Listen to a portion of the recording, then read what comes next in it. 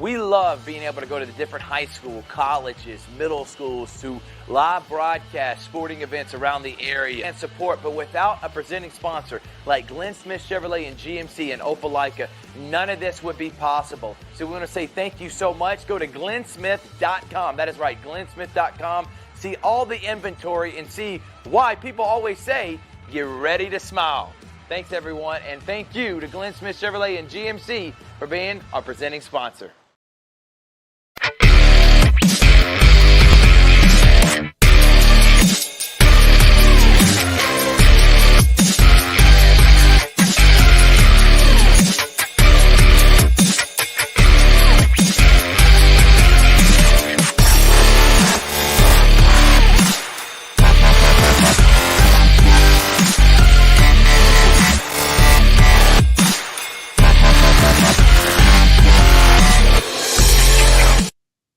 Good evening, everyone, and welcome to another edition of the Georgia-Alabama Sports Live Show. Thrift Barringer here alongside my partner in crime, which is, if I can say it, Richie Rich Holdridge. He said he'd rather be called Richard. He corrected me on Friday's broadcast, but we got a jammed-packed show for you.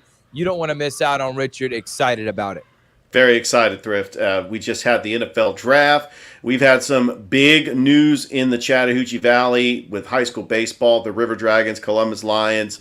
I mean, we even got the WNBA this weekend. We got the Kentucky Derby. We got the NBA playoffs. I mean, there's so much happening, and it's all happening at once. I mean, this is just the best time of the year just to be a sports fan. Yeah, it is, Richard, and it's a great time to talk sports, and we got a great lineup for you that includes Adam Thomas, the head baseball coach for the Pacelli Vikings, Greg Mathis, the head Brookstone coach for the Brookstone Cougars, because guess what? Both those teams are ranked in the top 3 of the state in the GIAA 4A, and one of the favorites to win it all this year. We also are going to have Jack Patterson on at the back end of the show to talk River Dragons and Lions. Heartbreaking defeat. River Dragons, I'm going to see if I can pull out a hot take from Richard about it, but I don't think I can. But just a lot we're going to get into. NBA playoffs. We have NFL draft. I'm going to be ranting and raving because I want it to make sense to me, and hopefully maybe Richard can make sense. I know DJ Jones, and if you missed today's Sports Visions radio show, we had Bob Iback, longtime radio personality, sports writer, and was the PR for the Chicago Cubs. This guy played pickup ball with Wilt Chamberlain, Jerry West, and some others, Richard, and it was awesome to talk to him. But on the show today, I gave my piece, a small bit of it. I'm going to share the long version for now. But DJ did change my mind to an extent, but we'll have that and more. So looking forward to it, Richard, and looking forward to having on our next guest as well. And Richard do we have him on? We do not have him on yet, Thrift, but I went ahead and sent the link to him, and he should be ready to go pretty soon. Okay, well, we're going to have on Coach Adam Thomas here very shortly, but let's go ahead and throw it up there, Richard, the bracket for the rankings of the GIAA. And I probably should have sent you, and I may can be able to do that, but here's the GIAA rankings. If you look at the top left corner is 4A. So you got First Presbyterian, who was the state championship in football, beat Brookstone in that state championship game. Number 2 is Brookstone Cougars, like I said, playing the football state championship, lead 8 in basketball, and ranked number 2 in the state. And then number 3 is a basketball state champions, last year's the defending football state champions. And for the first time in a long time, Pacelli has a chance to win a baseball state championship. Right now, it looks like what's going to happen is Mount DeSales is going to be playing at Brookstone on Friday. That's if they win today when they take on the number 10 seed. And then the number 6 seed takes on Westfield, which is Strong Rock Christian. That's who Pacelli will host this Friday. So that's what we're assuming. Mount DeSales, Brookstone, and Strong Rock Pacelli. If both those teams win, guess what happens, Richard? Yeah, it's looking like they will meet in the GIAA semifinals. Yep, and they will be facing off each other. And that's looking what we want to see. To be able to do that day could potentially have Calvary on the road for a state championship. Richard, you'll be there for that. And then I'm going to be at Pacelli Brookstone. You talk about high-level baseball. Man, you're getting MLB-type atmosphere, Major League Baseball playoffs atmosphere in May. So tune in, Georgia Alabama Sports Live. Richard, I honestly think that looking at this bracket, I'm telling you, I think both these teams, Brookstone and Pacelli, can win it all. But I think what Pacelli has done this year, they've come out of nowhere. I mean, to an extent, Brookstone, too, they had a losing record last year. They did win one round of the playoffs. But what Pacelli has done and the teams they have beaten, it has been impressive.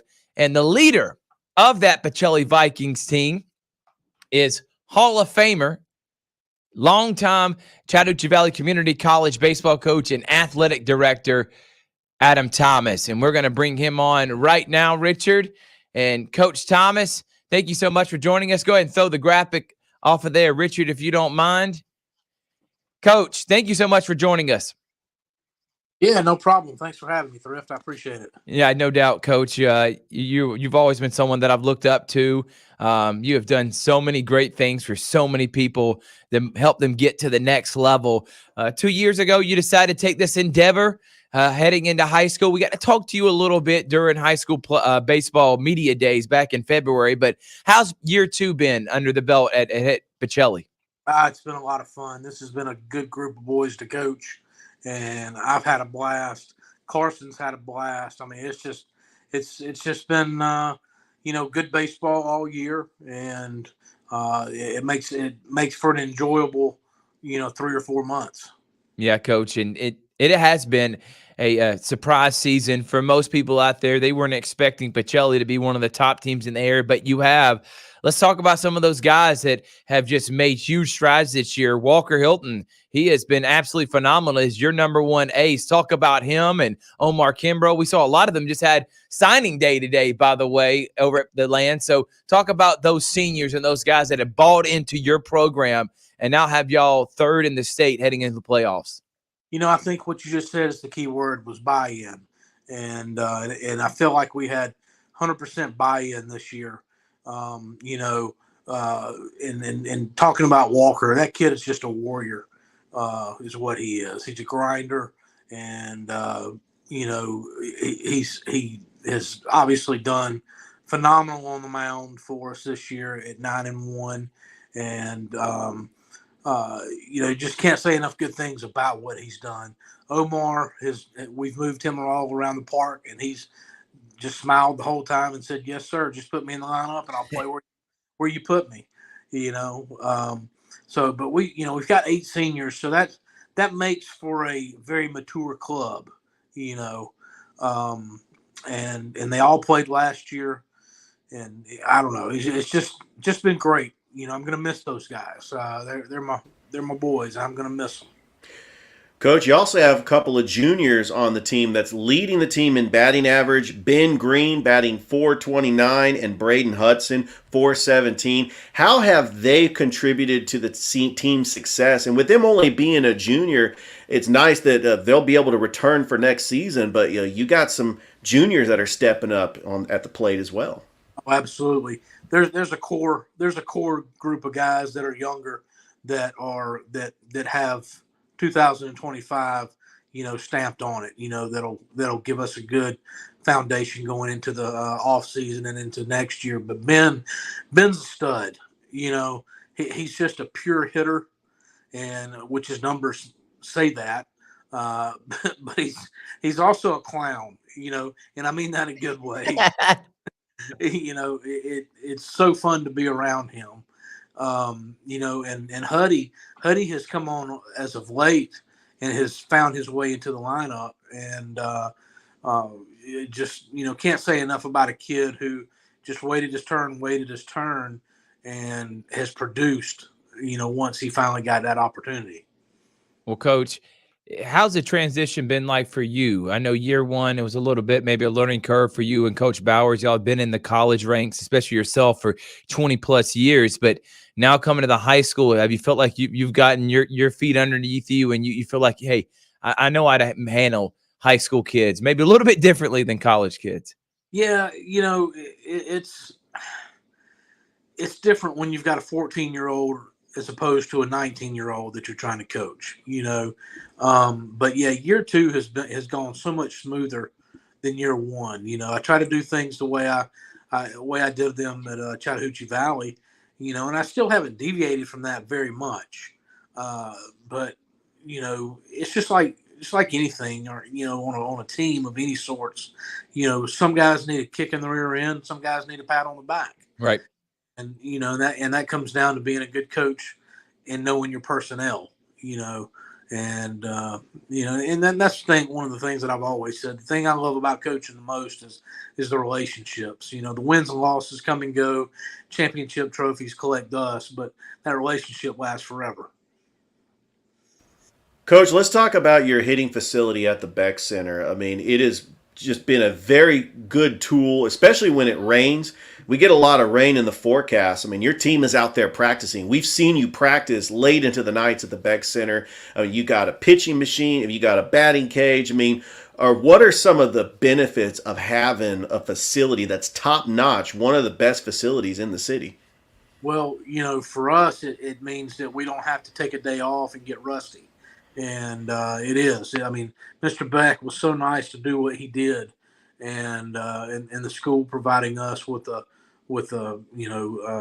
indoor facility where the outdoor conditions don't matter.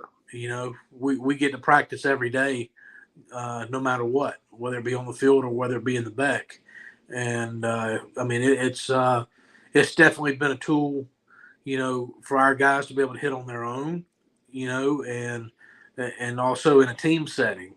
So you can't underestimate the value of what that has brought to our team this year.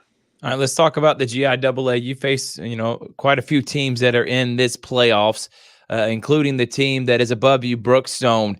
But upcoming matchup potentially could be against Strong Rock, who you just finished the regular season against. So I know that they're a really good baseball team. Talk about what that would be like and how that preparation would be as you gear towards probably Strong Rock heading into Friday's quarterfinals. Yes, it's weird because that's who we just finished with, and right. Very fortunate to win that series. I guess the good part of it is we beat them in the series. And hopefully Strong Rock has already in their minds, a little bit of doubt.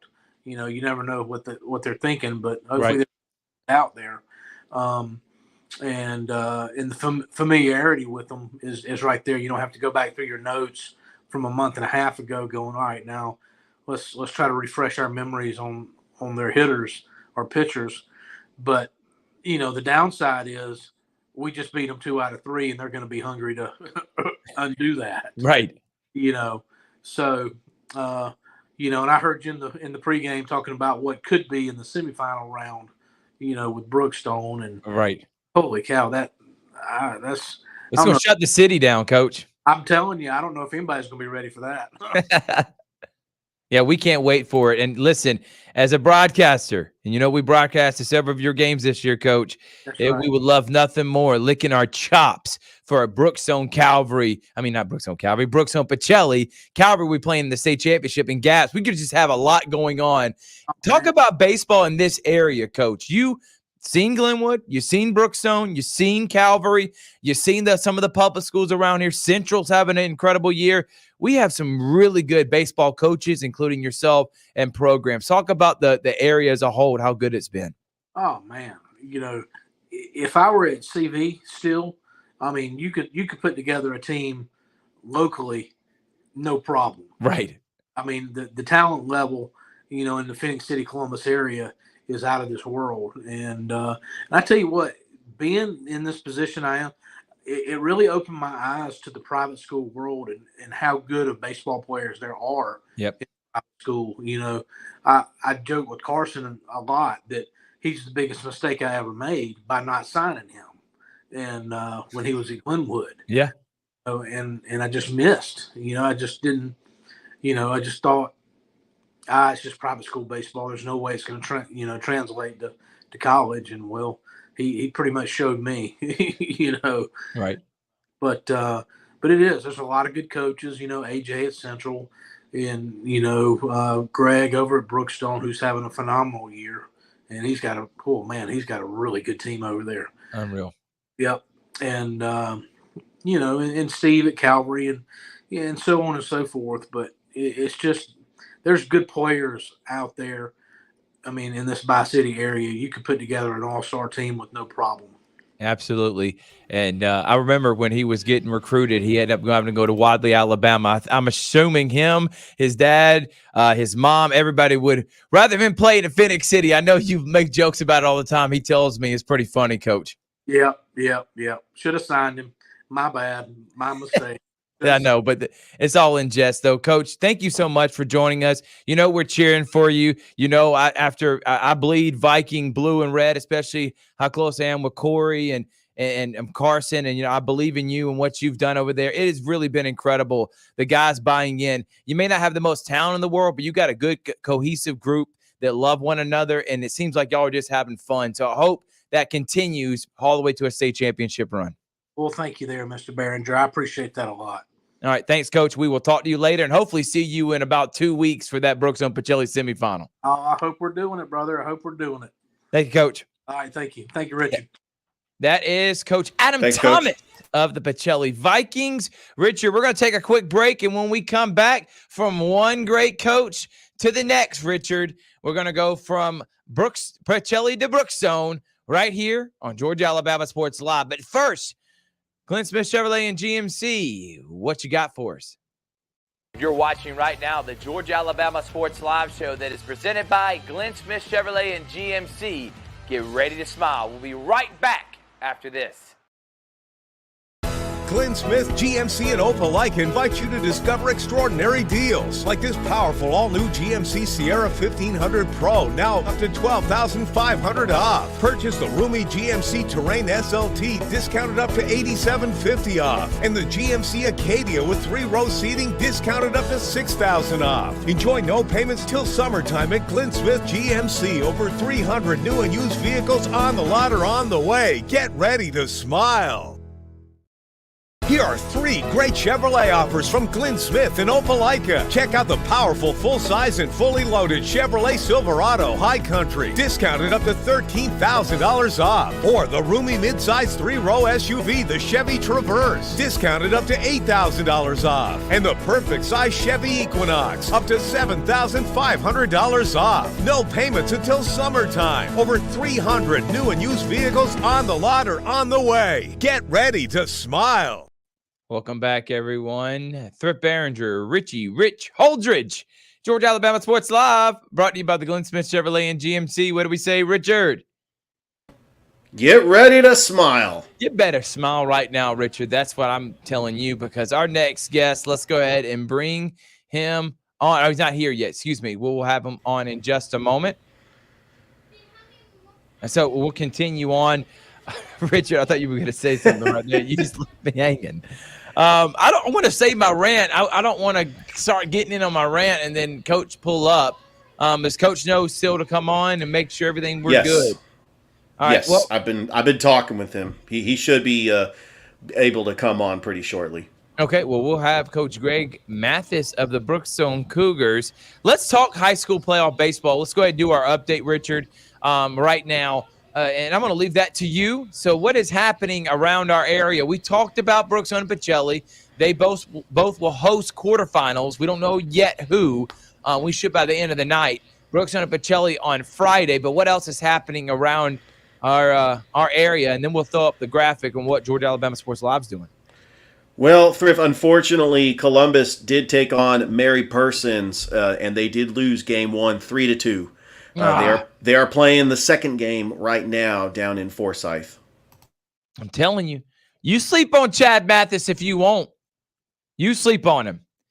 Think Columbus can't get on a hot run just because he had a slow start this year and we're under 500 for the first time in a while. I'm telling you, that lost 3-2, they can easily win these next 2 games, Richard.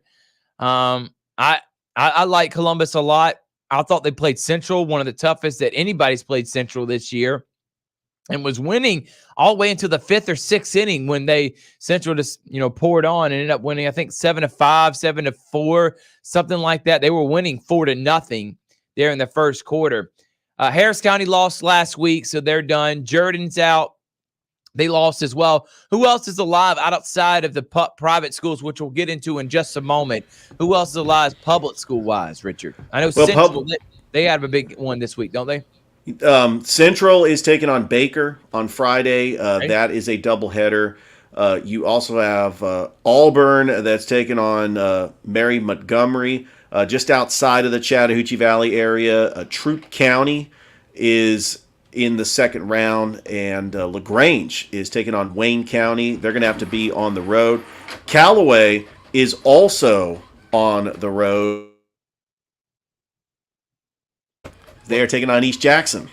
Yeah, I know Callaway. You're a big fan of Callaway, LaGrange area. By the way, Richard got a new job, everyone. So I'm going to go ahead and clap it up. Richard's going to Fort Moore, so no longer they're going to be near LaGrange. You're still going to claim LaGrange and Troup County, you and Kevin Elkelberry. I mean, you've been holding down LaGrange coverage here in the Columbus area. There is 6 no years. doubt about it. 6 years. I actually will be closer to Chatco. I might start giving Chatco some love down in Casita. He'll love that, Richard. Oh, yeah. By the way, if Central beats Baker and Auburn beats Fairhope, guess what? That's who they're going to face off in the semifinals, just like Central and Smith Station last year. So this is the quarterfinals right now, and the semifinals is going to have, just like you said, Smith Station, at Central, and Auburn. We got that in basketball this year. We got it in football. We had it in football. Yeah, we definitely had it in football. And now we got it in baseball. You talking about how about that? Rivals. Central and Auburn definitely hate each other. I got Central winning all the way. I don't think they have a blemish. I think they go 2-0. I think they go 2-0 against Auburn, even though they lost 2 or 3 against them. I think this team is on a mission, and we're setting up for some type of great game. Bob Jones. By the way, they play on Thompson, who's ranked in the top 10. So don't sleep maybe on an upset Thompson over Bob Jones. Let's go to Calvary, and let's talk about Calvary and the Glenwood Gators. The Gators are going to be facing off against Macon East, the team they played in the state championship last year. They smoked them this year, Richard. I expect them to smoke them again. You're going to be on the call for that because I'll be emceeing and hosting the Pacelli Vikings basketball banquet, which I'm looking forward to doing on Wednesday night. So, Richard, you'll be holding down the fort for games 1 and 2, which we expect to be a 2-game sweep. There won't even be a if necessary, game 3 on Thursday. No, not at all. But, Richard, you're taking on that game. Here's my opinion on it. And the same thing I'm going to say about Calvary. As long as you got 2 pitchers, you can win any series. You got 2 elite arms, 2 number ones, McCrane, Sykes, and I know McCrane was a little bit off his game last week, and their bats, they didn't matter if McCrane was on or off. They were going to score 15 runs, it seemed like, in that one. They scored 12 in that game number 2. But McCrane with Tyler Sykes, these guys are elite pitchers, man. And I think with the bats playing as good as they are, I don't think Glenwood may lose another game. They may go 6-0 throughout the playoffs. But you got that one on Wednesday. I'm looking forward to the broadcast, and hopefully Glenwood can get by Macon East. By the way, Clark Prep and Lee Scott is the matchup in the other bracket, and we could possibly have a Glenwood-Lee Scott championship. Well, let's see. We've had that in football. We had that in a Final Four matchup for the boys. We had it for the championship for the girls in basketball. We could have it in baseball. But the Calvary Christian Knights, a team that has not lost a Gaps game in at least a couple seasons. A team that's won 5 straight state championships, and if you count the COVID year, probably 6. The most dominant baseball program in the history of Gaps. The best program, hands down, in the Gaps in the last 10 years since Steve Smith took it over.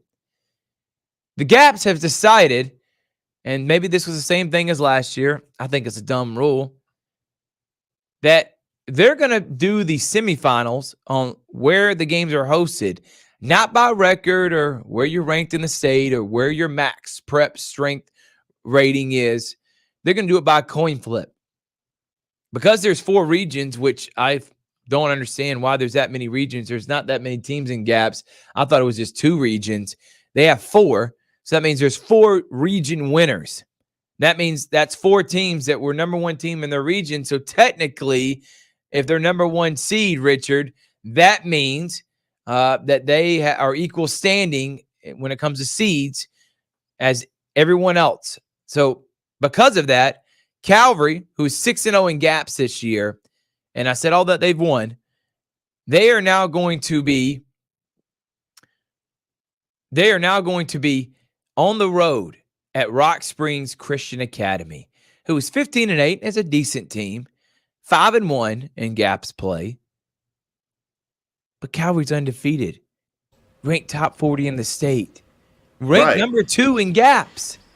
So if they went by seedings like the GIAA, Kings Academy, according to Max Preps, is number 1. I don't agree with it. Their strength of schedule is poop. Calvary should be number 1. But even there, Kings Academy 1, Calvary's 2. That means Rock Springs is 3. How is the number 3 seed and the number 3 ranked team, according to Max Preps, hosting the number 2 seed? Doesn't make any sense, but guess what? Steve Smith doesn't care. He says, I'm still going to go there, and we're going to use this as motivation, and I'm cheering for him. You know we are. We're Calvary, we're Brookstone, we're Pacelli, we're Glenwood, and we go all things Columbus around here, all the Columbus schools, Harris County, Central, Smith Station, Russell County. We represent all of them, and this is trash, and I don't agree with it. And that means now Calvary, who's, again, the 5-time defending state champion, are going to have to be on the road for the semifinals and the state championships. Even though they didn't lose a gaps game this year, they're 21-8. They have a better record than Rock Springs, and they beat the Kings Academy last year. They don't care about it. They do by coin flip. That's a joke, and I don't understand it. And Calvary says, hey, you want to treat us like this? That's fine. We'll beat you at our place. We'll beat you at your place. We'll beat you at a neutral site. We'll beat you in your own backyard. Doesn't matter, Richard.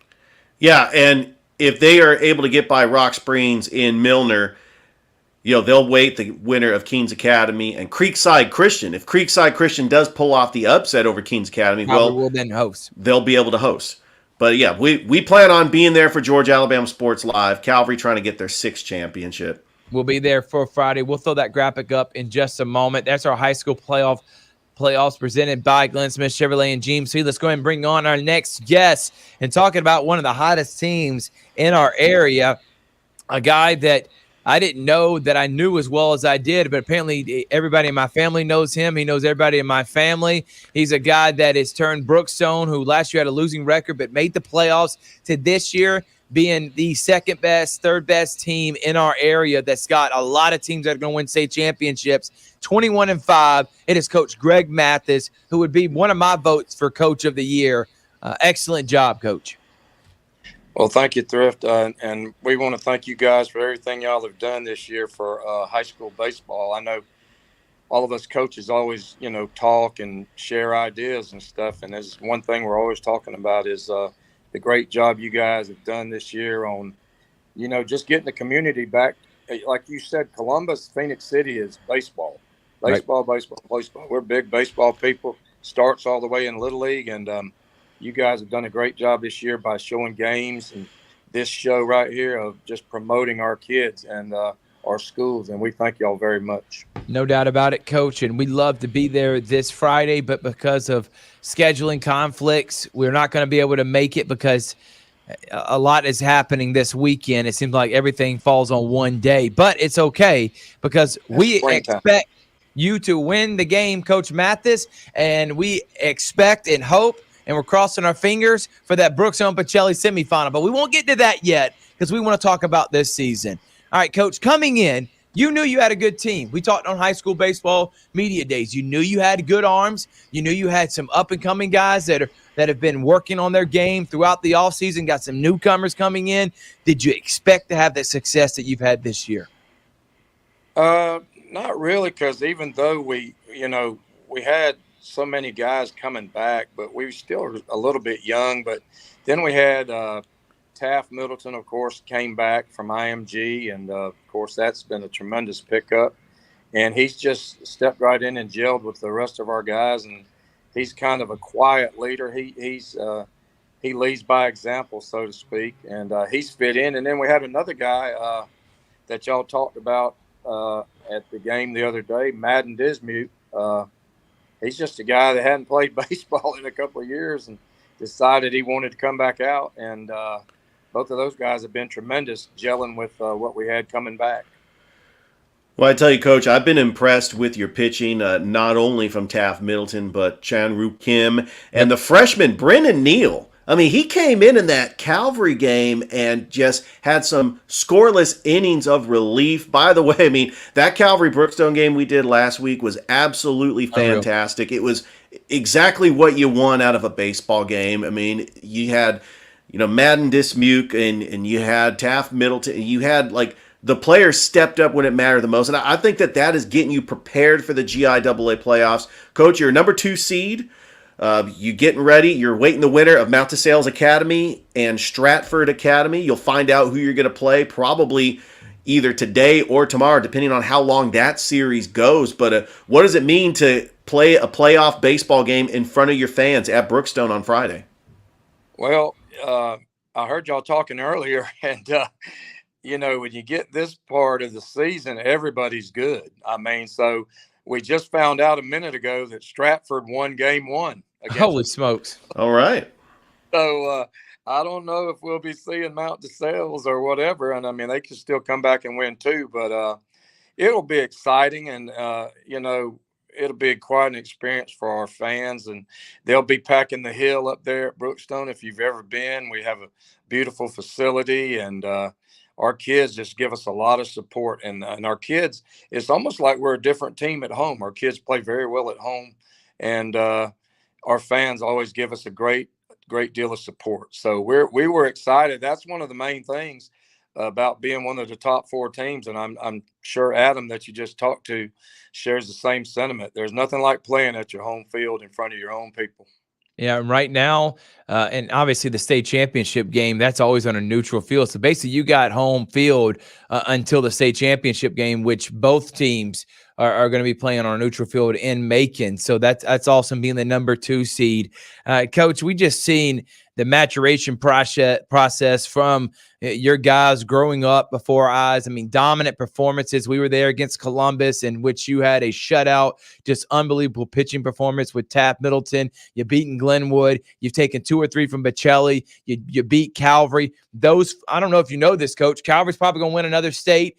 Glenwood's the favorite to win state, and Pacelli's one of the top 3s in the GIAA, and you beat them. Columbus, by the way, is playing really hard against Mary Persons. Chad, he can get on a hot run. You beat Heritage, who's ranked number 3 in the state. You play some really good teams. Bessemer Academy, Macon East. Flint Rivers ranked number 1 in the GIAA single A. And even Harris County came on strong at the end and was number 2 in their region. 21-5 through that record. Do you feel like you're playing your best baseball now heading into the playoffs? Do you feel like you hit your peak early in the season, maybe hit a little bit of low? Do you feel like you're good where you're heading at now? Well, I think we got off to a tremendous start. Yep. And then, of course, just, it's a long season. And then we did have a little bit of a lull, but we feel like here lately with the game, offensively, we're hitting like 357 as a team. And we've really increased our power numbers.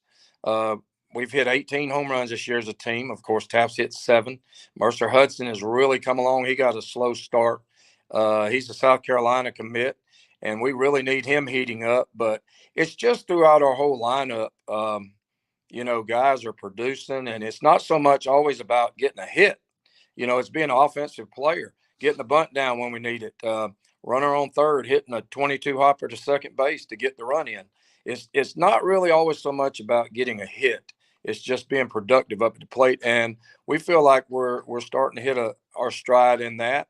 But there's still going to be a lot of good arms. As you get to these playoffs, everybody's better and everybody's got good arms. But we feel like our pitching can match up with anybody. Our team ERA is 2.11.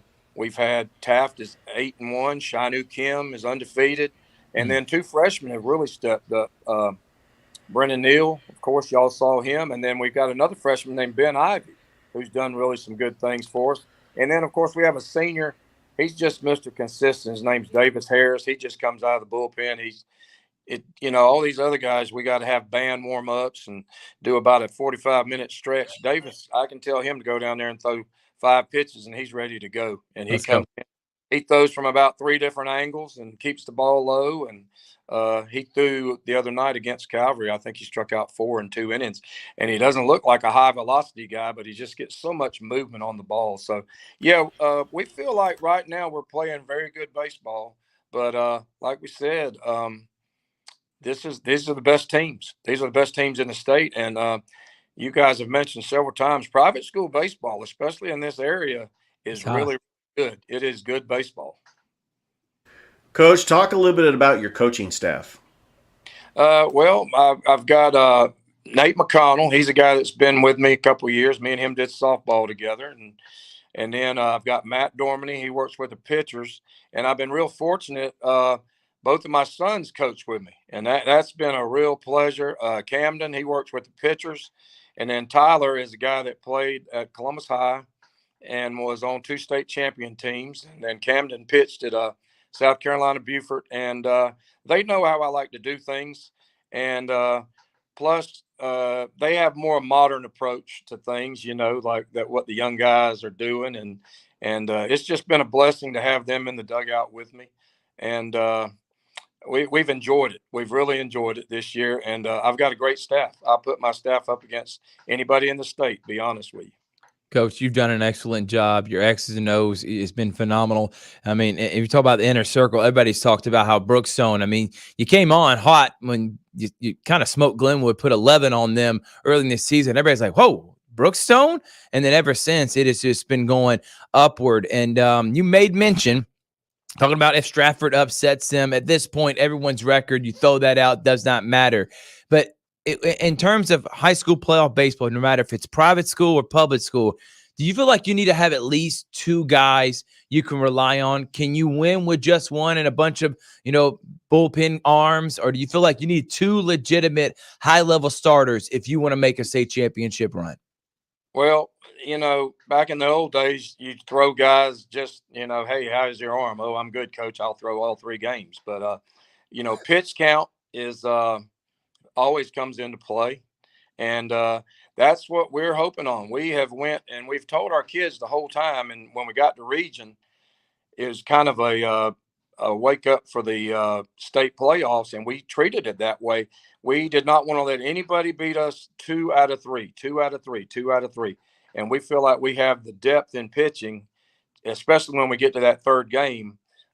We feel like our number 3 guys in our bullpen is better than everybody else. So that's what we're banking on, is that this group of arms that we have. And I think you can still, if you have 2, but if you only have 2 guys, you don't leave yourself much room for error, in a 2 out of 3 series. That's like I was saying, Stratford and Mount DeSales, we were watching the game and both of them threw their number 1. So I think, you don't know what's going to happen in that series now.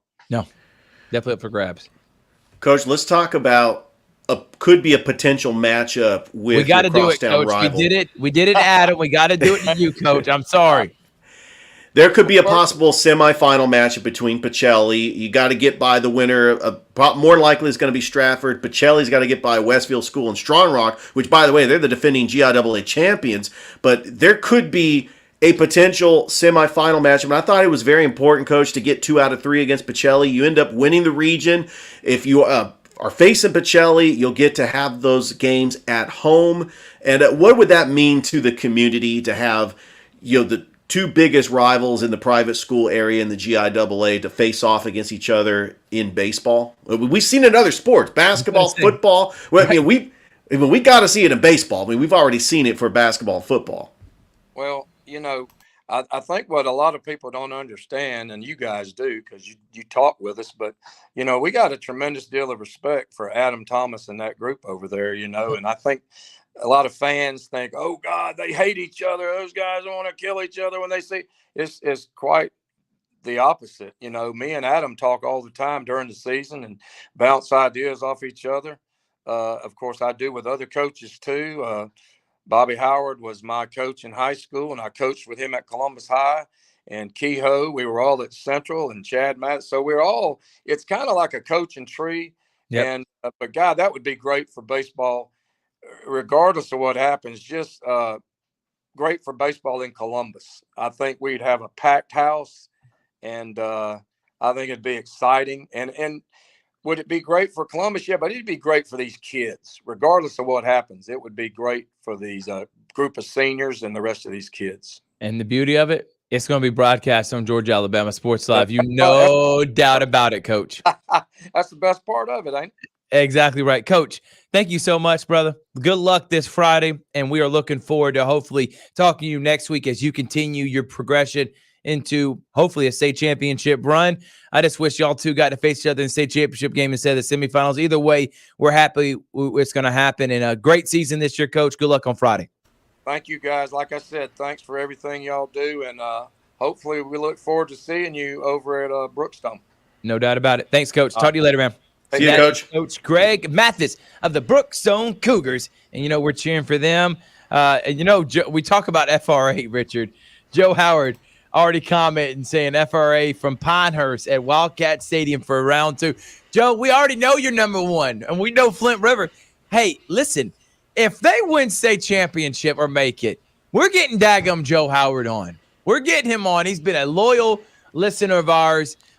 Joe and the Flint River Wildcats, I was able to call the state championship game in football. The basketball team at least made the playoffs, and now the baseball team's number 1 can win a state. His son, Brody, could have 2 state championship rings his senior year. Talking about going out with a bang, Richard. I would have loved that my senior year. But we look forward to talking with him. We're cheering for Flint River as well. All right, Richard, we're going to take another break. When we come back, NBA playoffs. But first, I got to rant and rave about Terry Fontenot because apparently he thinks he's smarter than everybody else. It's Georgia Alabama Sports Live Show. We'll be right back after this. You're watching right now the Georgia Alabama Sports Live Show that is presented by Glenn Smith Chevrolet and GMC. Get ready to smile. We'll be right back after this. Glenn Smith, GMC, and Opelika invite you to discover extraordinary deals like this powerful all-new GMC Sierra 1500 Pro, now up to $12,500 off. Purchase the roomy GMC Terrain SLT, discounted up to $8,750 off. And the GMC Acadia with 3-row seating, discounted up to $6,000 off. Enjoy no payments till summertime at Glenn Smith GMC. Over 300 new and used vehicles on the lot or on the way. Get ready to smile. Now I'm smiling. Look, we were both smiling. We didn't even have to say anything. We're both cheesing when we get back. It's the Georgia Alabama Sports Live Show presented by Glenn Smith Chevrolet and GMC. All right. I said this on Sports Visions, Richard. I said Terry Fontenot thinks he's smarter than everyone else. Now, DJ thinks it's speculation. We don't know for sure, but we talked to Sam Crenshaw of 92.9 The Game, someone that's up there in Atlanta, knows people within the organization. He's saying that people are confirming Arthur Blank didn't know. Kirk Cousins didn't know. Not many people did. Now, here's my thought on this. If you're going to make a move for this, you must think one of two things. Either you're about to get in trouble with tampering and you feel like you can't get a quarterback here in the next couple of years, which I found that hard to believe because there were 6 taken this year. What was it, 4 or 5 last year? Every year you can take 6 quarterbacks. You can find 6 guys. I find it hard to believe. Now, if you think Michael Penix at 24 years old after 2 knee surgeries is that guy that you can rely on and sit after 2 years, he's the type of guy with the mental fortitude that can sit behind Kirk Cousins, not start automatically, and then come in and be a formidable quarterback, okay. But you're taking a huge risk. You failed with Desmond Ridder. You failed with Arthur Smith. Kyle Pitts is not panning out the way you wanted him to. Drake London needs to have more touches. But John Robinson was good last year, but not Ezekiel Elliott, Adrian Peterson, Rookie of the Year, good. So, yes, he's gotten talent. Yes, there's talent on this team. And yes, Kirk Cousins getting him now is a win-now mode. If you're in win-now mode, why not get Dallas Turner? Trade up and get lose all your draft picks. If you think you're going to be fired anyway, you want to go out with a bang, draft Dallas Turner, trade back up, get Michael Penix. Trade your first-round picks the next couple of years because you're trying to win now. And if you really believe in Michael Penix, I am baffled by this. And it's one of those things where I think Terry is trying to go outside of the box so he can make up for some of his blunders, that he's like, if I'm hit on this, I'm a genius. But the flip side to that coin, when you take a risk, is that you can look like a bonehead. I'm leaning towards the bonehead. I've told DJ I am not optimistic. He did tell me, he's like, listen, if you're going to go out, why not go out with a bang? You feel like you're going to get fired anyway? Draft the guy you wanted to draft. I get that. I just don't think that's the guy the Falcons needed. And it's hard for you to convince me otherwise. I hear the notion, let him sit 2 years. He'll be a great quarterback. But you could do that with a lot of guys, Richard. You got Kirk Cousins for 4 years. In the first season, can we at least see, Richard, this year? Let's say Kirk was 9-8, 10-7, 25 touchdowns, 14 interceptions. He's okay, but obviously he's not someone that's going to lead us to the promised land. Then go out and get someone that can learn under him. But we don't know what we got yet. So, Richard, please talk me off of this. You think it's a good pick? Because I do not. And I'm wondering what Terry Fontenot is doing and how he had the unmitigated gall. I'm going to pull that out from Stephen A. Smith. The unmitigated gall to pull a fast one on Arthur Blank. And then you didn't get Bill Belichick. Belichick had Penix like 37th on his big board. I know he ain't been the greatest draft picker either, but my goodness, man. That just help me make sense of it, please. I've had a couple days to think about this. Me too. In the beginning, when they made the pick, I was throwing my arms up like, you've got to be kidding me. They completely messed this up.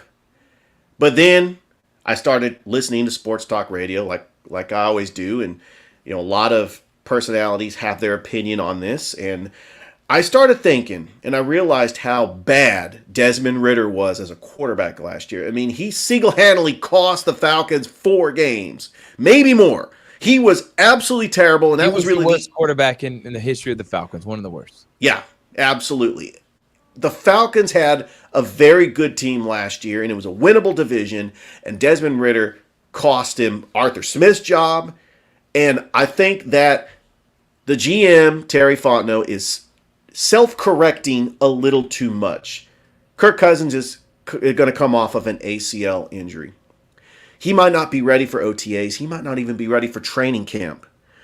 I think that the GM for the Falcons is trying to say, you know what? Having a backup quarterback might not be the worst idea in the world, especially if Kirk Cousins is injury prone and now we have a backup quarterback. But the problem with that is he's 24 years old.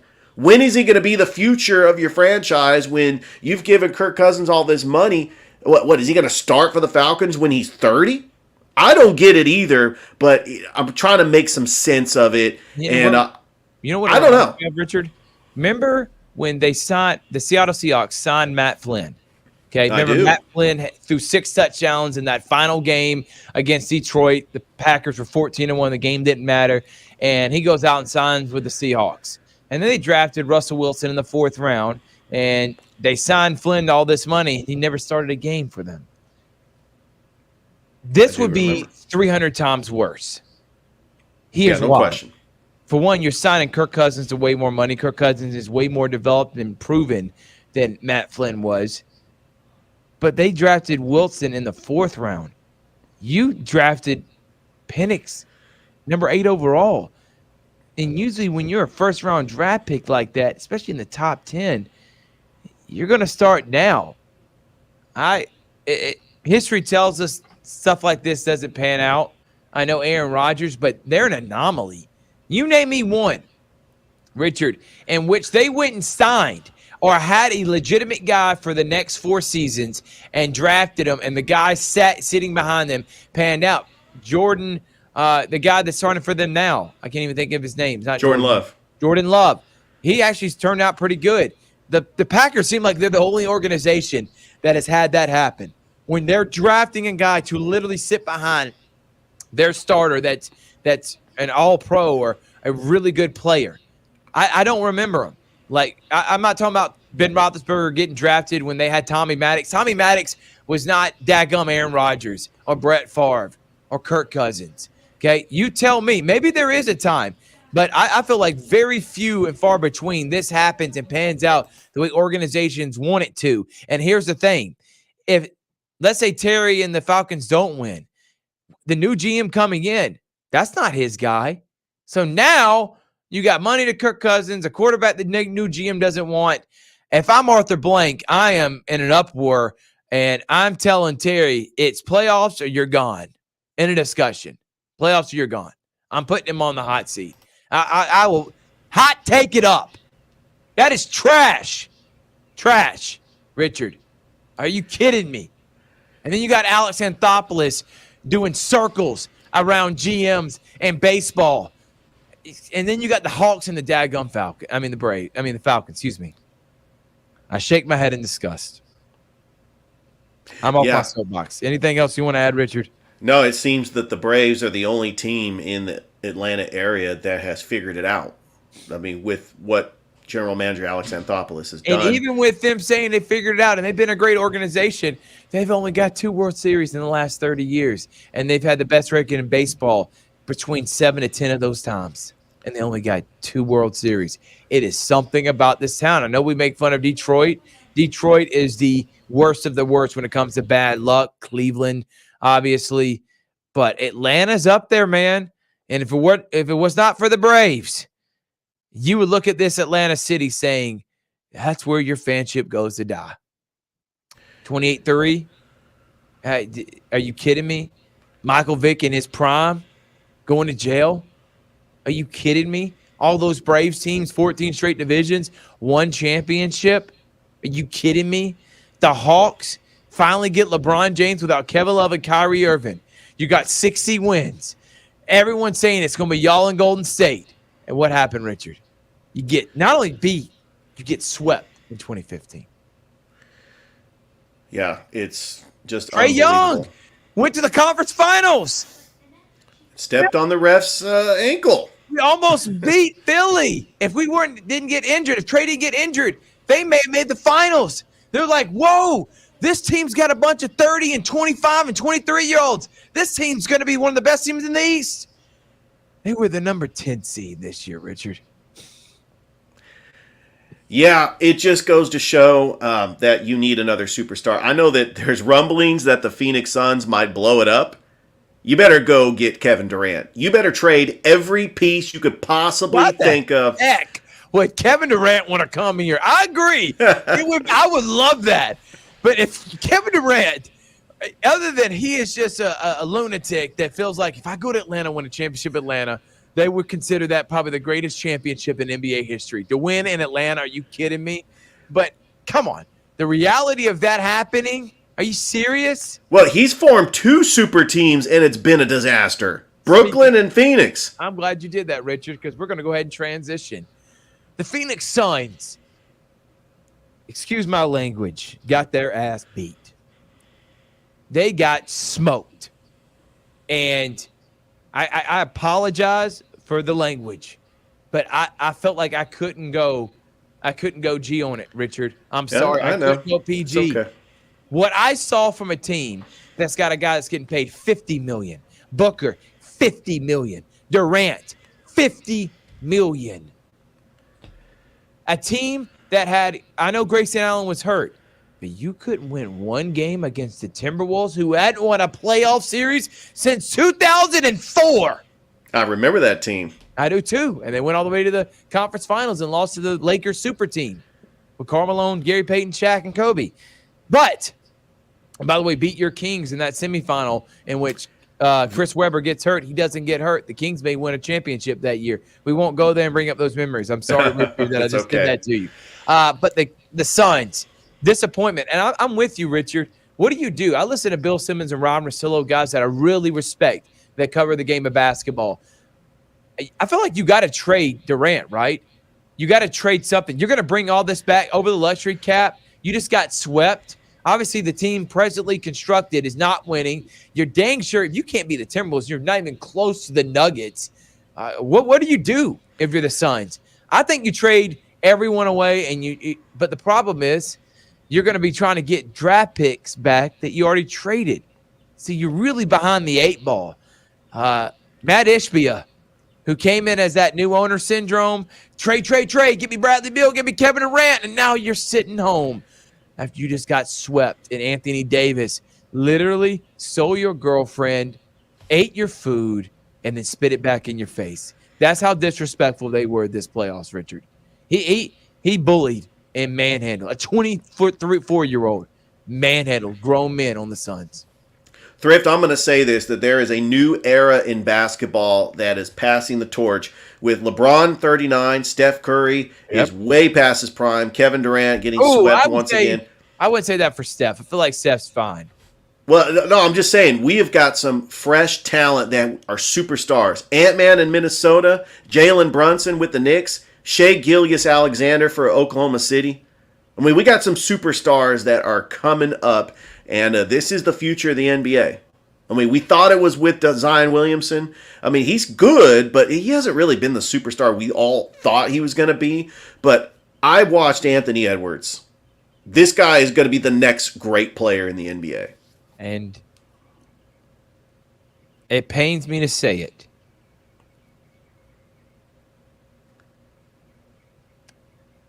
He reminds me a lot of Kobe. And there hasn't been a player like that. And people were like, Devin Booker, the next Kobe Bryant, please. Bradley Beal, Kobe Bryant, please. No. Nobody. Anthony Edwards? Froby? Number 8? Was Shaq? Was doing what Anthony Edwards was doing. That is, man. I'm not going to go as far as say Michael, and I'm not saying he'll ever be as good as Kobe Bryant was, but he reminds me a lot of him, and he's the first player I could say that about.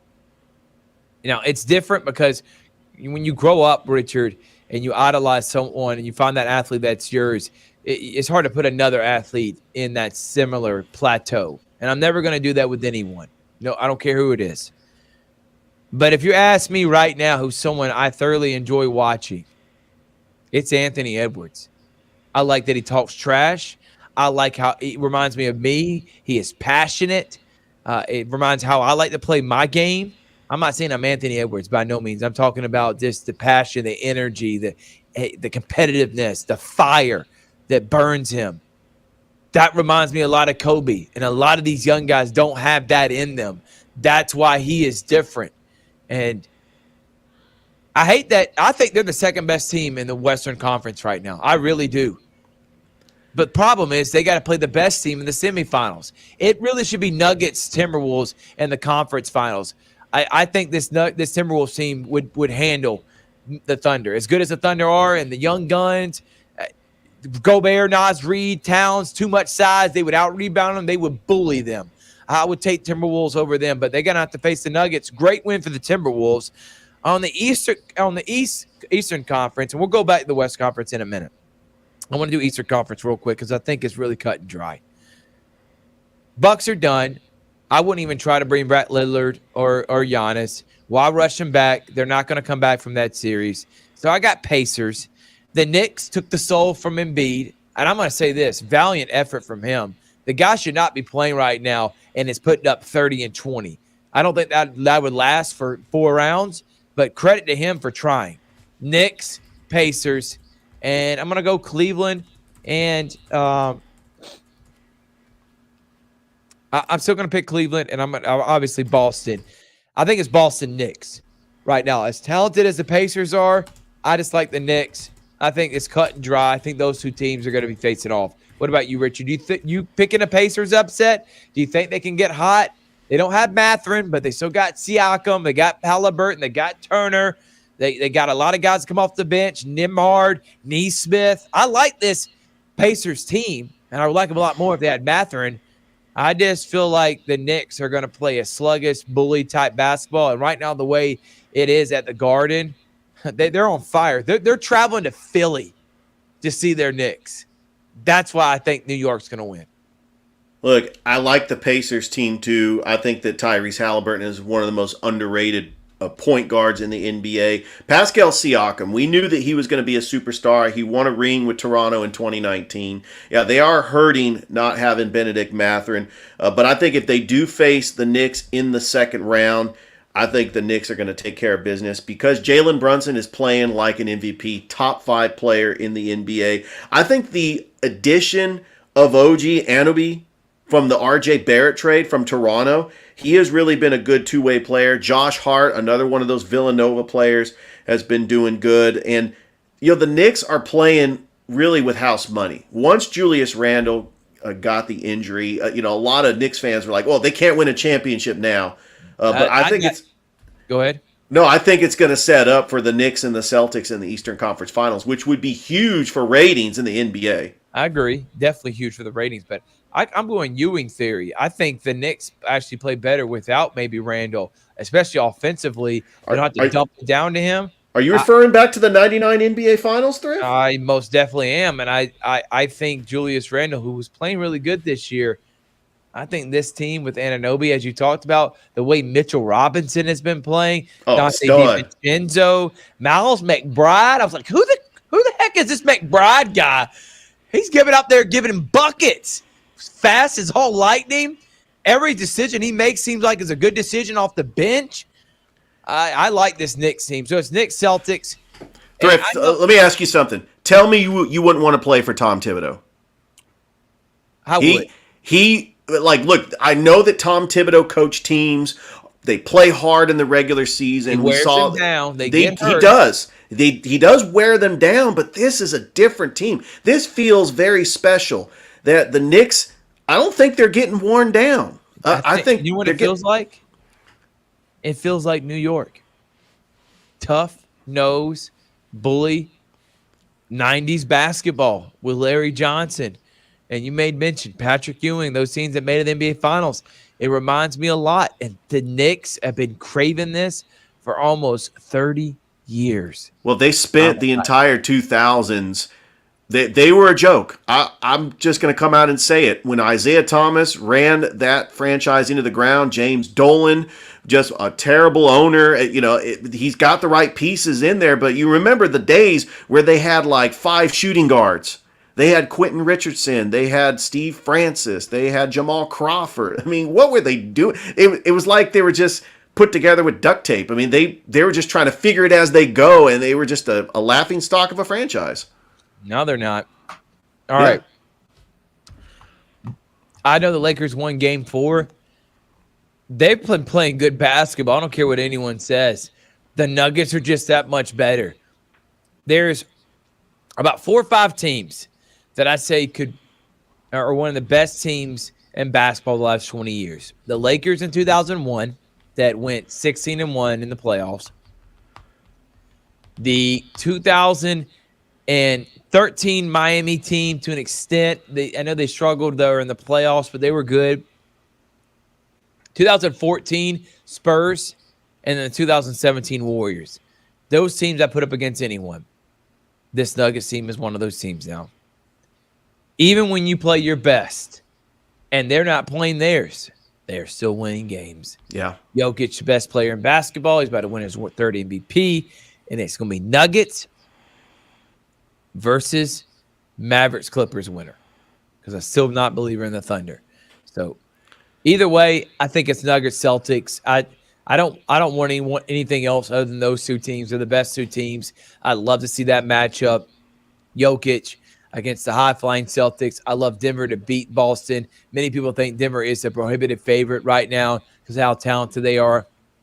I still think that Nuggets-Celtics pick that I had, Richard, and I think you had the same thing. Yeah, I did. I think that's going to pan out really well. All right, we got about 9 minutes before we have on our next guest, and I'm going to revert and bring it back around because we were talking NBA, in which, again, the Suns poop.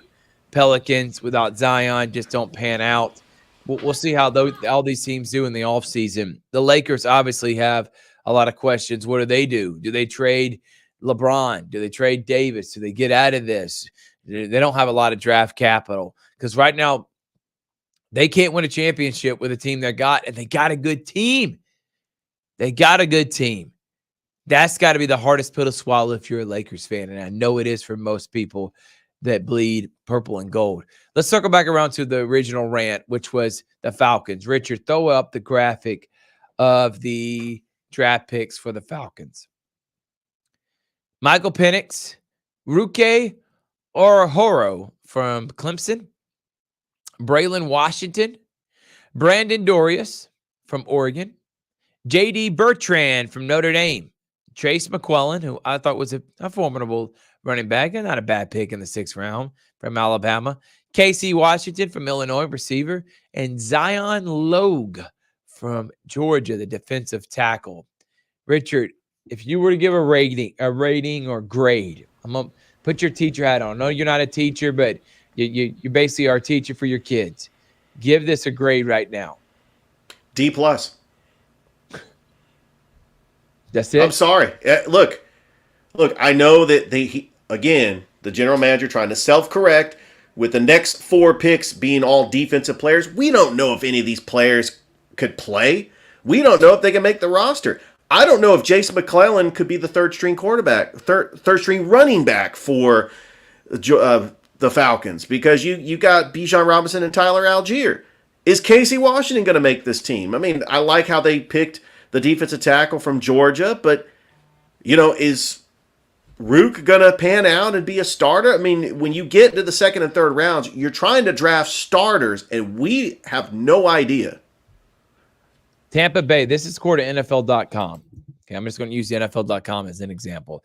Tampa Bay, B+. Okay, day 1 grade, A.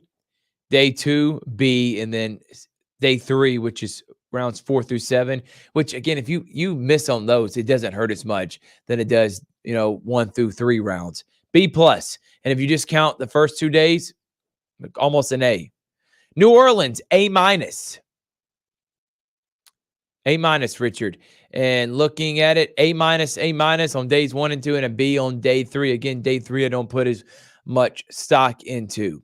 And let's go to the Carolina Panthers.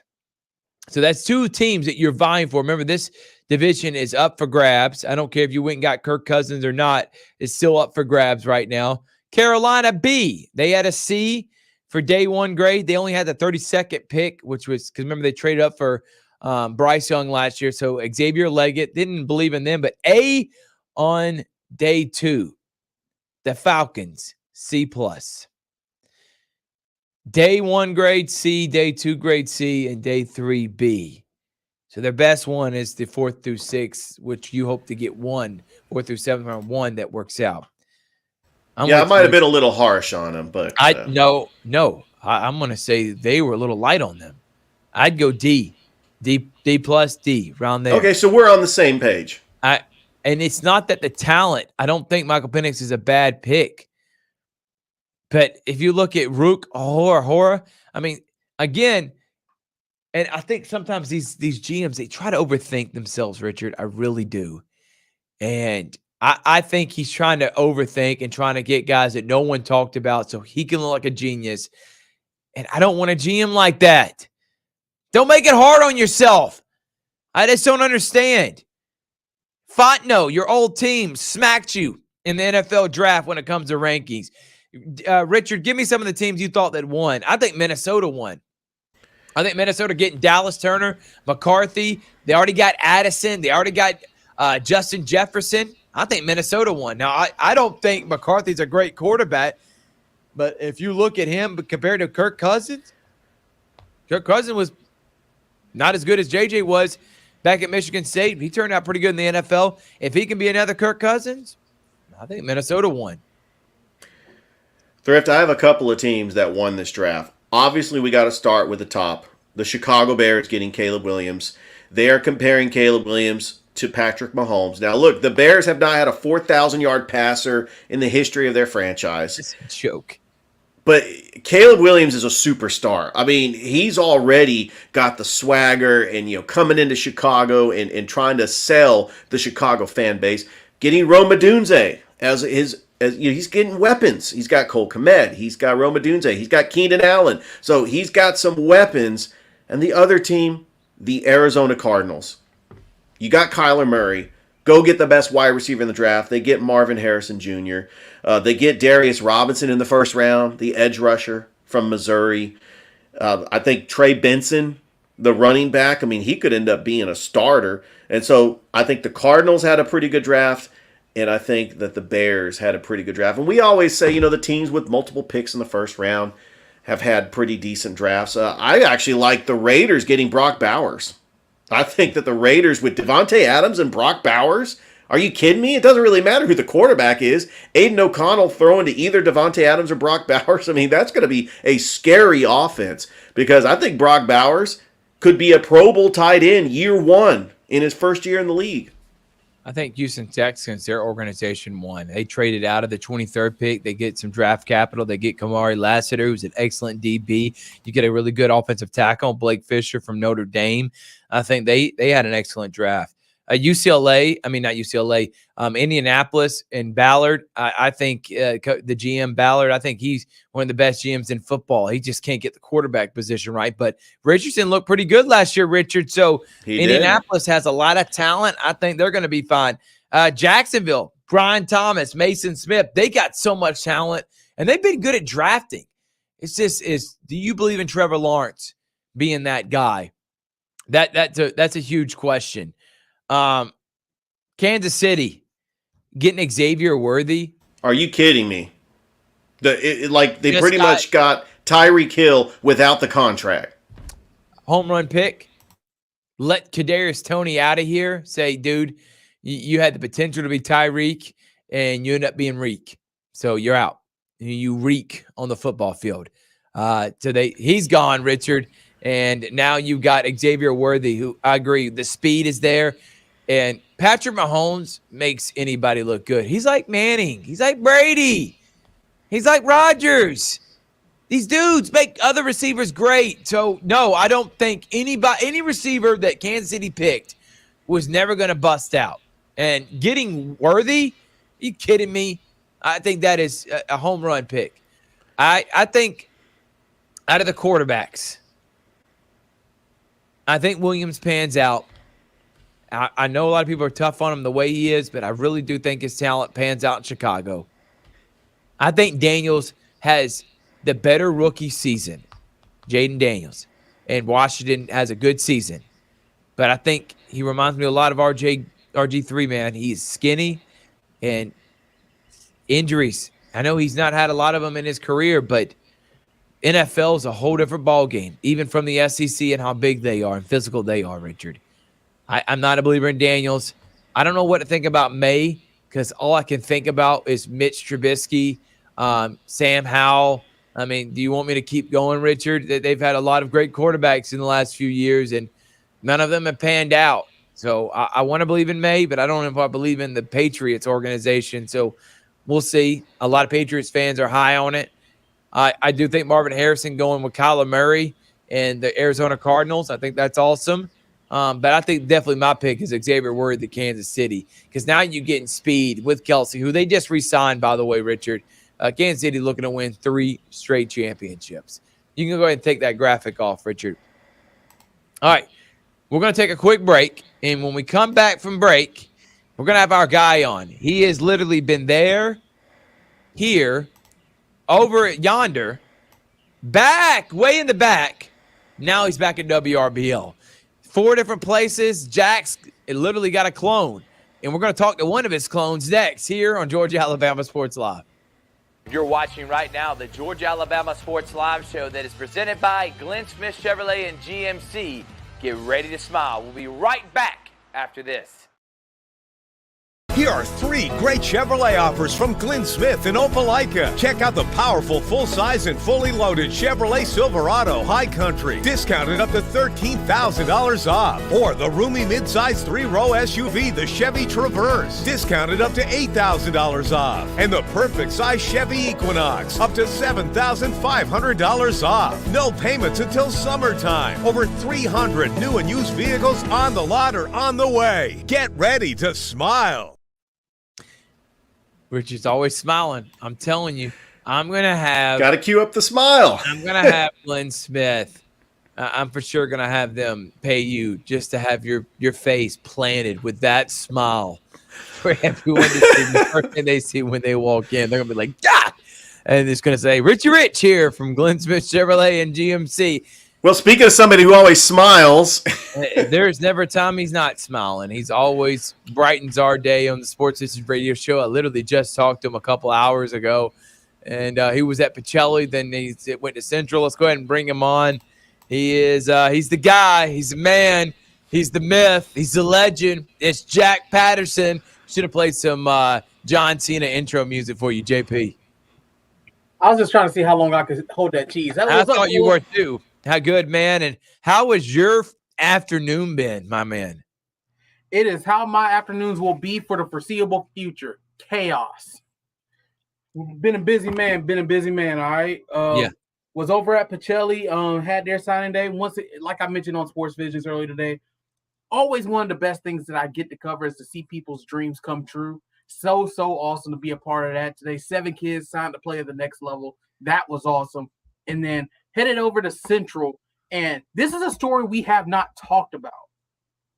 The Central softball team, they won the area title today. They beat Auburn 5-1 to win the area title. Those girls have won 40 straight games. They have not lost since February. 44-3 on the season so far. That's how good. And by the way, their baseball team's pretty good too, Jack. Oh yeah. And you and again, credit to you, credit to Tyler. I mean, you have been ripping and running. Love watching the Highlight Factory. It's Jack Patterson. He's always brings a smile. Love our conversation. You're always my guy. I'm having you on right now because I really wanted this to be the hot take center, but then I don't want to ruffle feathers. And you know how Beyonce's got her beehive, and you got the Swifties, where you got the River Dragon Knights, if you will. And they unite around the Columbus River Dragons. But man, that is a tough pill to swallow, what just happened. And we talked about on Sports Visions. Yeah, it was a great game. I watched it. I know you were there, Jack. The same thing happened on Saturday. But it's tough, man. You not only lose after having an historic season, you lose to your rival of all teams.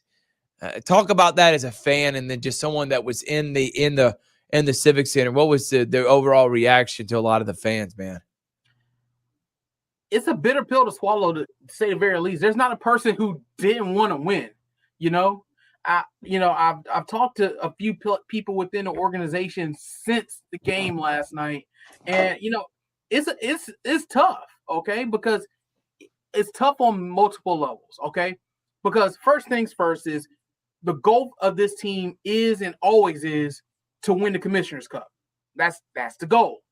And then secondly, we went into this season knowing that this could be some of the core players' final season.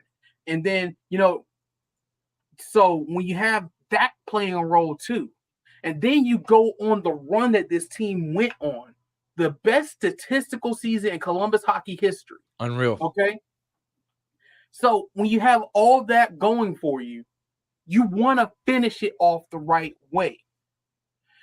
But one of my favorite hockey announcers, John Forsland, he used to be the Hurricanes play-by-play. Now he calls the Seattle Kraken. He has a saying, and last night was the epitome of it. And it's really simple. That's hockey, baby. Because few other sports can you have – it's a 3-game series, okay? So, yeah, the River Dragons took the first game, and great, fantastic, okay?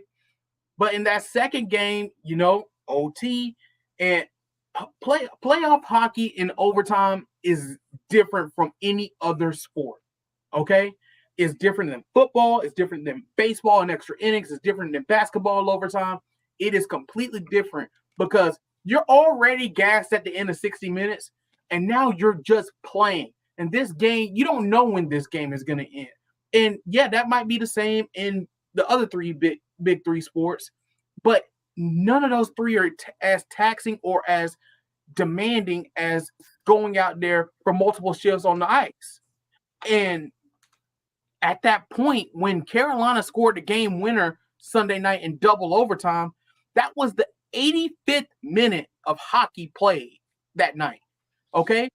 And then when you add in the previous night when they played in OT, let's see, that game ended with 5 minutes left in OT. So that's another 75 minutes. And then you add on the previous night in Carolina where they played 60 minutes. And then both teams drove from Winston-Salem back to Columbus overnight. Like, that's a lot. It is. And trust me, you guys know just as much as I cover these teams, I'm fans of these teams, okay? And it sucks to see the Dragons go down that way. But man, I saw those guys and they literally left everything on the ice. Some guys left it all, okay? Because they knew that might be their last game. They left everything out there. I saw guys diving to block pucks, diving to interrupt passes.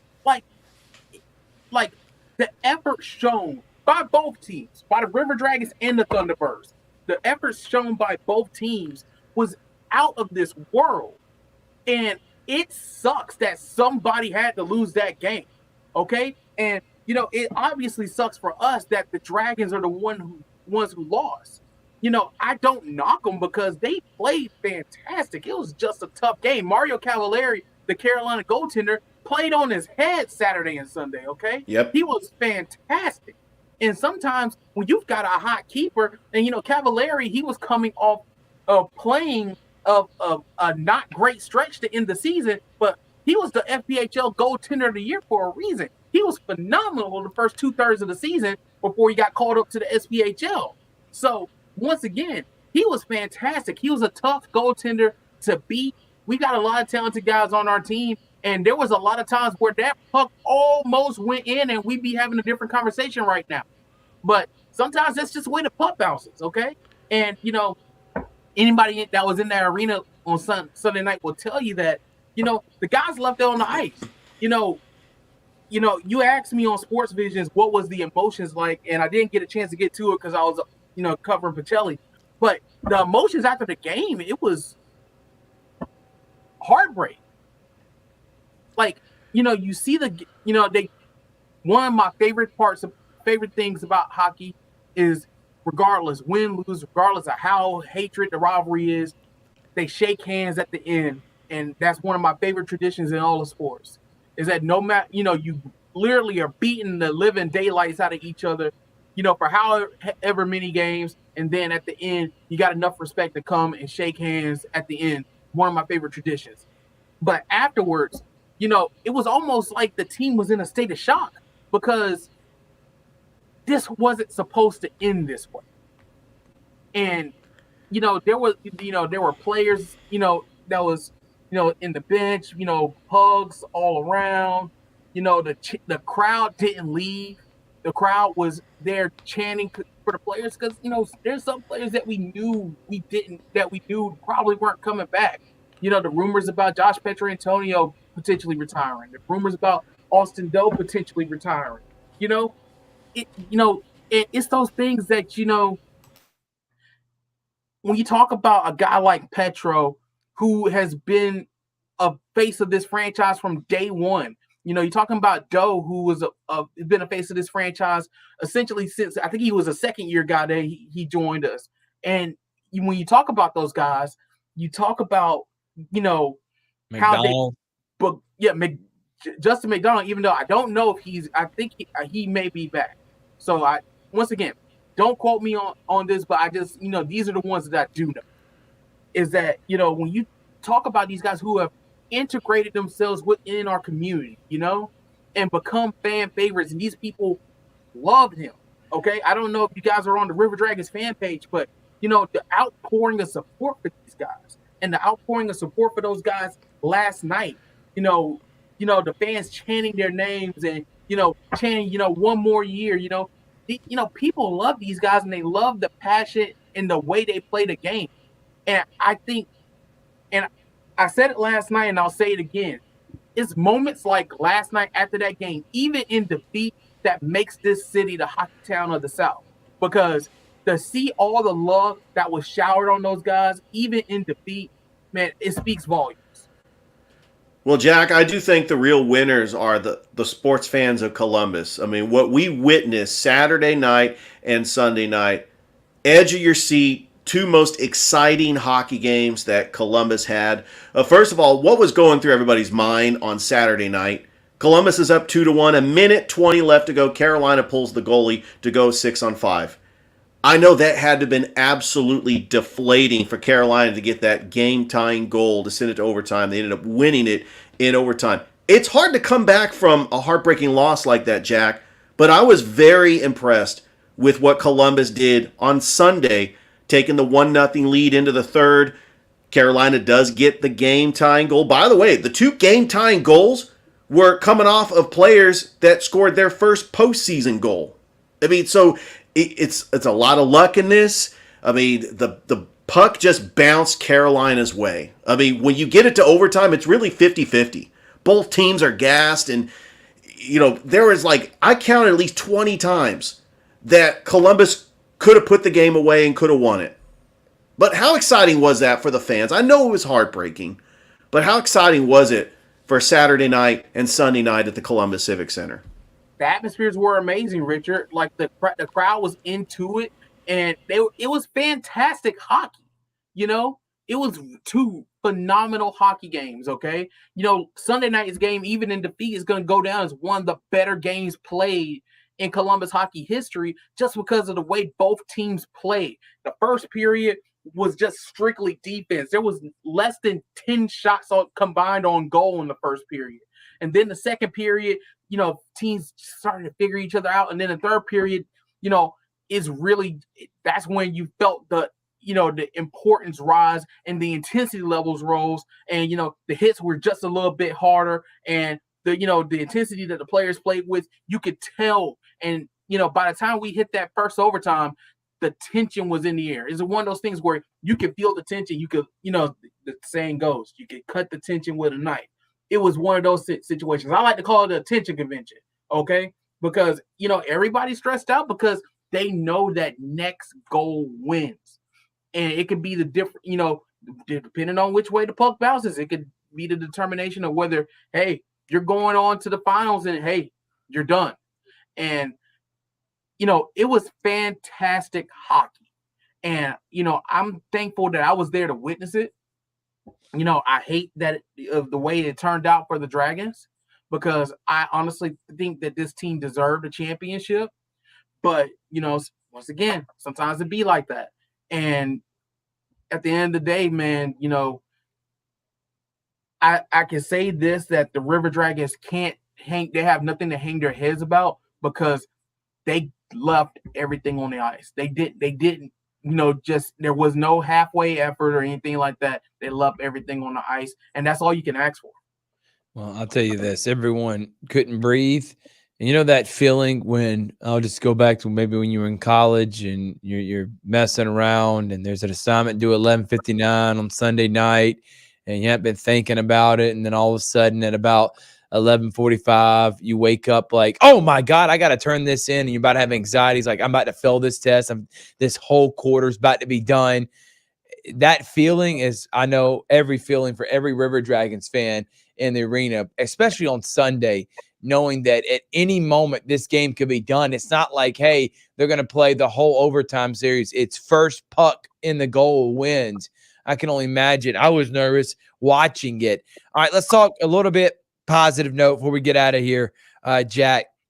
The Lions go on the road, and as a play-by-play announcer, I just want to let you know, Jack, and if you don't know, but I think you do, they're undefeated, man. They're 4-0. They beat Harrisburg, who I thought had a valiant effort. They beat them 42-34. It was 75-19 last time these two teams faced off. Now, Lions are dealing with the injury bug a little bit, but Marcus Brooks still doing Marcus Brooks things. Really proud of what Damian Daniels has created there. They could be our team that wins a championship, hopefully in the near future when the playoffs start in June. Absolutely. And, the thing about it is that, they did get bit by the injury bug, but you got a little bit of time to heal up now. You get the win by any means necessary against Harrisburg on the road. It's always hard to win road games in arena football, but you get the job done. And now you get to come back home, heal up a little bit, get ready for this, stretch run where you got a couple more games at home. And then, of course, that big time showdown coming up, the last game of the regular season against Corpus Christi. That's going to tell us a lot about the way this season is going to go. But right now, if you're Damian Daniels year one at the helm, you have to be happy with where you are right now, knowing that there's more work to be done, but you got to be happy with where you are right now. No doubt about it. And I'm excited. Coming up May 25th, me and Richard will be on the call for that one. Jack, what do you got planned for the rest of the week? I know we're going to see you Wednesday for that Glenwood game. Thursday, we got CV. We'll throw the graphic up in a little bit, what we got for the rest of the week. But WRBL, what are we doing? What we got? Where we going? I got to say this. You won't see me Wednesday, okay? You'll see either Tyler or Kevin, but you won't see me because that's my birthday and I'm taking it off, okay? Jack, get out of here. Oh, happy birthday. Better take it off and happy daggum birthday. 31 or 32? 32. So don't remind me how old I'm getting. But yeah. But we're going to be busy. That's actually what I'm getting ready to get into as soon as I get off with you guys is, in addition to building my show for 11 o'clock, I've got to build a schedule because of all the stuff we have going on right now this week. I mean, it's crazy what we have going on. You got Calvary softball playing for a state championship tomorrow. You've got so many teams that are going to be in action. You got Central baseball at the end of the week. You got Calvary baseball at the end of the week. You got Glenwood baseball at the end of the week. Brookstone, Pacelli. Yeah, exactly. So many teams are going to be in action. If you know anybody with a cloning machine, that'd be nice if you could pass me I along. thought we're talking to one of the clones. This is Jack Patterson, number 3. 1 and 2 are out doing some other magic. No, this is the one and only. That's why we love you, Jack. WRBL's Jack Patterson. Where can they find you on Twitter, and what time can they see the highlights of all the signings and everything that's happened today in the wonderful world of sports around our area? Well, the beautiful thing about me joining Georgia Alabama Sports Live is that you can see my Twitter handle right down there, right below my name. Look at that, man. Is that Jay Patterson TV? And then you can follow me on Twitter. Follow the News 3 Sports team on Twitter. That's at WRBL Sports. And then we're on Facebook as well, WRBL News 3 Sports. And then we're on air tonight at 11 o'clock Eastern, 10 Central with the News 3 Night Watch. We've got highlights of Columbus on the road at Mary Persons. We got highlights of Auburn Central for the Area 4-7A softball championship and an interview with the winning coach. So you don't want to miss that. And we'll have all the Pacelli signings as well. Busy day. We'll have a few score updates as well. Columbus high soccer in action as well. So once again, busy day. We're going to try to be on top of as much of it as we can. No doubt about it. And by the way, Mary Persons just beat Columbus in game 2. So we got a game 3. Columbus keeps on trucking. JP, have a good rest of your night, man. Talk to you later. Appreciate it, fellas. Jack Patterson of WRBL. All right, Richard, get Jack out of here. Throw up the graphic of what we're doing this week so we can get out of here. It's been a long show. Of course, the show today. Thank you to Greg Mathis, our first guest. Adam Thomas, the head baseball coach for Pacelli, our first guest. Thank you to Greg Mathis of the Brookstone Cougars, who are 21-5, ranked number 2 in the state in the GIAA. Pacelli ranked number 3. They could be facing off for a mammoth semifinal next Friday. We are crossing our fingers for that. Tomorrow, nothing. Wednesday, it's the AISA state semifinals. Glenwood and Macon East, a rematch of last year's state championship, facing off. Richard, you'll be there for that because I'll be emceeing and hosting the basketball banquet for the Pacelli girls and boys teams that won state championships this year. You'll be on call for both games. Should be a lot of fun. Make sure to tune in. 5 o'clock, Richard will have an interview with Coach Fanning afterwards. Thursday, we got CVCC softball, baseball, their last game against, I think, Sneed State or Shelton State, one of the two. But they got a doubleheader, and it's 2 and 4 p.m. on Thursday. So make sure to tune in. It's the last home game for the Chattahoochee Valley Community College Pirates home series. Then that night, Georgia Alabama Sports Live show again, me and Richard at 8. Then on Friday, we got the GAPS semifinals on the road. Georgia Alabama Sports Live. Chris Gates will have to do that because, Richard, you have some obligations you're having to do and tend to this weekend.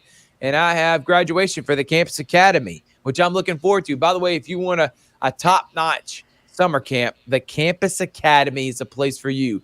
The link, thecampusacademy.com. You click on summer camps. You can register. It's $125 for 5 days. Richard, you put your kids in it. It's elite. That is 8:30 to 4:30. That's all day. It's going to be fun and educational, but also entertaining. We have new themes every week, crafts, games, just a lot of fun. It's a different theme each week, and we're doing all 8 weeks this summer. So make sure to go and register right now, the Campus Academy. Please do. I plan on having Rick Beach on, hopefully Thursday. Richard talks some sports with our guy Beachy of Kutsu Sports. And Chris Gates, like I said, will be there for Calvary against RCA. And then May 4th, may the 4th be with you. Richard's favorite pun and dad joke. CVCC softball final series 2 and 4 for that one. So that will be it. And then next week, Richard, we could have Wednesday state championship for Glenwood, Friday state championship for Calvary, and Brookstone Pacelli semifinal. Throw some Georgia Alabama Sports Live shows. I'm already getting chills thinking about it. Oh, I'm getting chills too. I'm already getting chills. And then after that, Richard, we'll watch the rest of the playoffs play out, and then we're going to drop our final ratings. Great show. Thank you to Jack Patterson for coming on late. We appreciate all the support. Like us on Facebook. Subscribe on YouTube. Enjoy your Tuesday. We'll see you Wednesday at 5 p.m. with Richard Holdridge at Glenwood. Thursday, CVCC Baseball 2 and 4 with Chris Gates. Friday, Chris Gates, Calvary. Then guess what on Saturday? It's Chris Gates again. MVP. He really has. Georgia Alabama Sports Live. Thrift, I do want to say something. Columbus did defeat Mary Persons 1-0 in Game 2. Mary Persons took Game 1. Tomorrow, there will be a winner-take-all Game 3 between Columbus and Mary Persons. And by the way, if Columbus wins, they are hosting an Elite 8 game next week because the number 3 seed and the number 4 seed ended up winning their games. How about that? How about Columbus maybe getting to host a quarterfinals? How about that? There you go. And we've been trying to get Coach Chad Mathis on. We're going to get him on. We got to try to get him on, especially if they can. We're going to have to go do a live show from Columbus, Richard. That's right. We'll make him come on. Well, Rich, It's Richie Rich. It's Thrift. We're presented by Glenn Smith Chevrolet and GMC. Thank y'all so much for watching, and we will see y'all later on this week. Good night, everybody. Thank you for watching the Georgia Alabama Sports Live Show presented by Glenn Smith Chevrolet and GMC. You're ready to smile.